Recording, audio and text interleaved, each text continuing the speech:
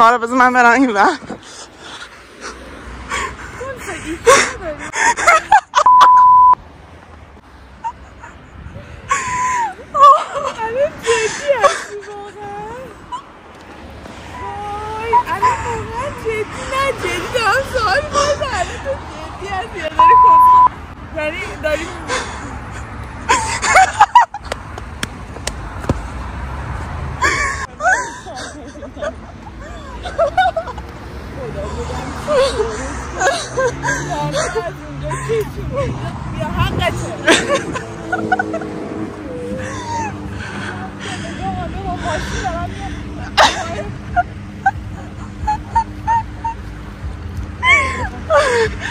Oh my god.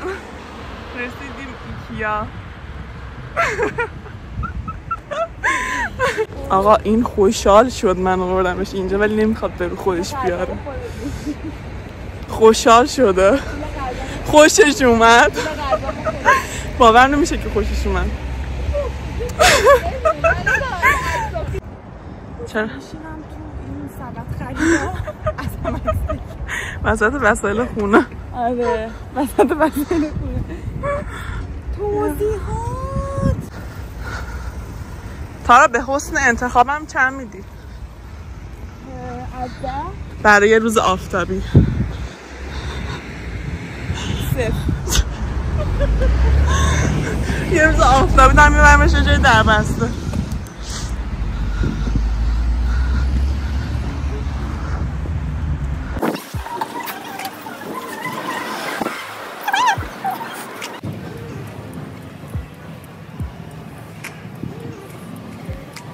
آقا من از این رنگ دیوار از این بعد یه رنگ دیگه هم هست که آبی طوره و اینا آبی کاربونی تیره از اون رنگ دیوار هم خیلی خوشم میاد کلا.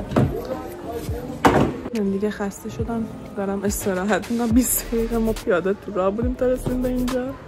یه ذره استراحت کنم بعد دوباره شروع میکنم به نگاه کردن. بعد بهتون میگم که سلیقه قشنگ من کدومه.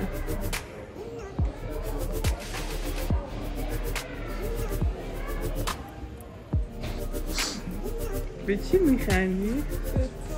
به من چرا؟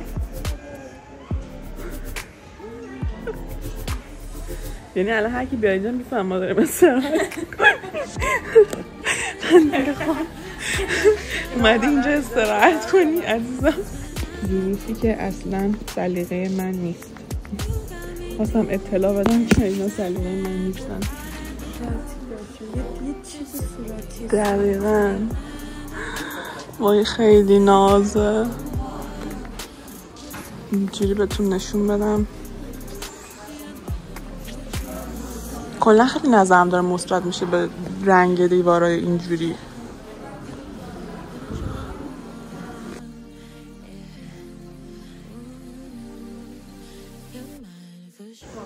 تارا خسته شد بچه.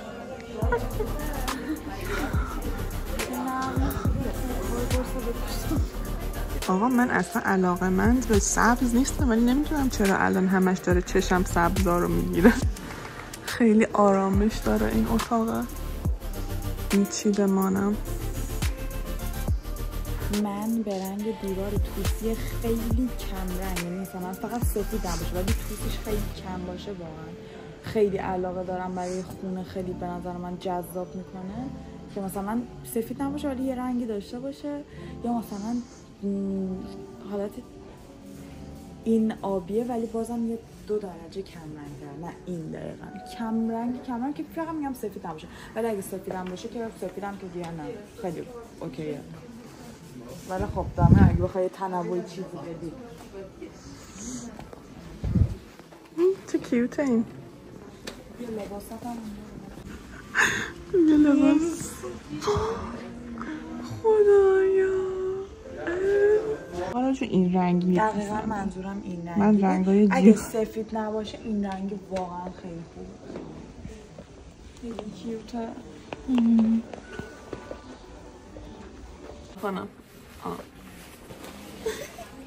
گلسا داره فانیا ودا کرده. گلسا رو از دست دادیم مرده. خدایا خدا خوب میشی آقا خواستم بهتون بگم که این تایپ آشپزخونه مورد علاقه منه، به شرط اینکه این مشکی، یعنی این سنگش یا هر چیزی که هست، سنگ نیست یه چیز دیگه است، این تیره تر باشه. یعنی الان یه ذره ماته، یعنی مشکی کامل نیست، ولی اگر کامل مشکی بود، مثلا اینجوری بود، آره اینجوری مشکی بود، این فیوریت من بود دقیقاً. بخوام بگم بهتون نگاه کن فقط این چقدر خنگه. من عاشق کابینت مشکی ام بچه ها جون، مشکی و سفید. فقط تو ویدیو هم خیلی خوب نمیافته، ولی شما دیگه حدس بزنید. قیمتش هم بزنید بهتون بگم حالا که دارم این کار میکنم. این فکر کنم کلن 8424 یورو فکر کنم، مطمئن نیستم. آره 8424. بعد خب این فقط این نیست هزینه‌اش، بعدن میان ازتون پول نصف هم میگیرن. آقا من شوکه شایمت بشینه صندلی دم نصفی، یعنی تو بعد اینجوری کار کنی درسته؟ نه بابا میاد بالا مگه میشه؟ آره بابا میاد بالا،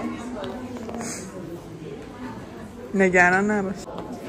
آقا تو اگه با من قری، من که آشتیم، گله هر شهری، عمری کشتیم. چرا این اضافه اومد تو ذهنم؟ باره فتات میشم 100,000 بارم، دوباره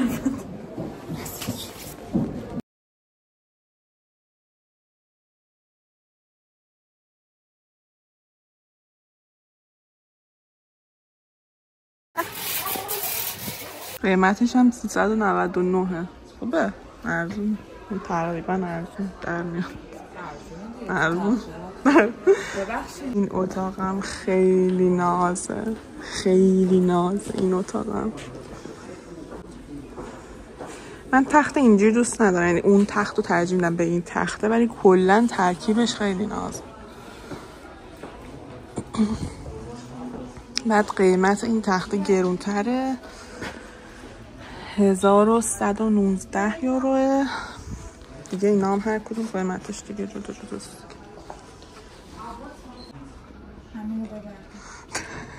آقا طبق معمول ما گرسنم شده. البته من بیشتر تشنمه تا گرسنه، لبام خوش شده.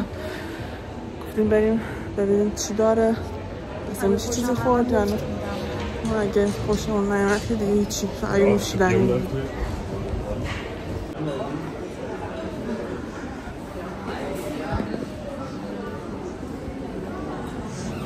خب آقا این غذا کاملا سوئدیه و ما اینا رو گرفتیم دیگه، این دوتا رو.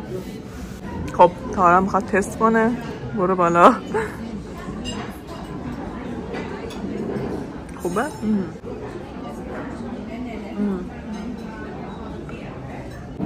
بذاریم من براتون حالا تست کنم چند حالا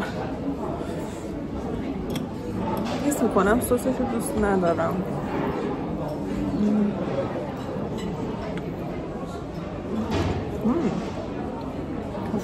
مزه کباب دیگه خودمون.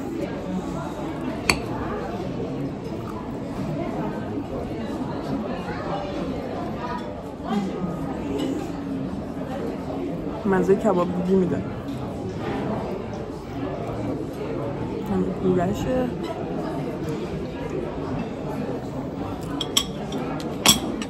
گولشو خیلی نیستم، ولی گوشتاش خوش ندارم. میدونم واقعا از اینا بگیرم،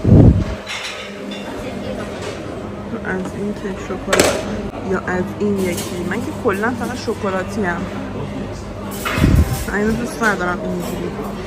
آقا همین رو برمیداریم و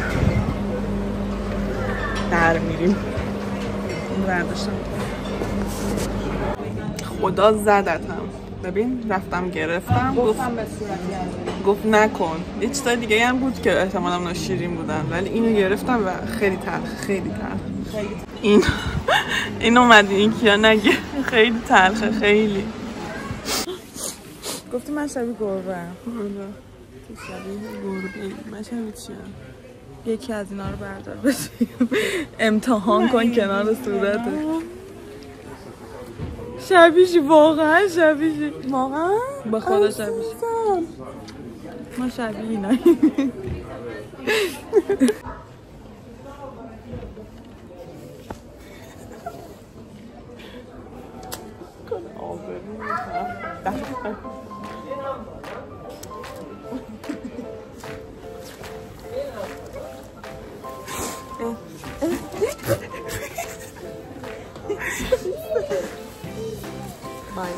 بای اینی آدم رفت اندازم تو.